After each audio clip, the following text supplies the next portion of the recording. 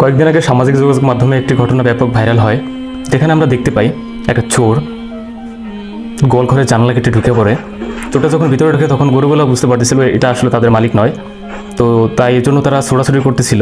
এক পর্যায়ে চোরটা দরজার তালাগুলো কেটে ফেলে এবং তার সঙ্গীকে ভিতরে আনে।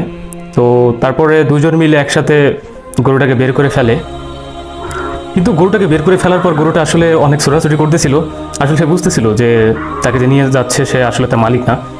তো গরুর ছোড়াছুটির কারণে দেখা যায় একটি চোর মাটিতে পড়ে যায়। তো এরপর এই ছোড়াছুটির শব্দ শুনে বাড়ির থেকে একজন বের হয়ে আসে। তো সে চোর চোর করে চিল্লাচিল্লি করতে থাকে। তো দেখা যায় যে গরুটা তার আওয়াজ শুনে আবার তার কাছে ফিরত আসে এবং তার উপস্থিতি টের পেয়ে চোরগুলো গরুটা রেখে চলে যায়। আসলে আল্লাহ পাক যাকে রক্ষা করেন তার ক্ষতি কেউ করতে পারে না। তো আল্লাহ পাক আমাদের সবাইকে এভাবে রক্ষা করুক, আমিন।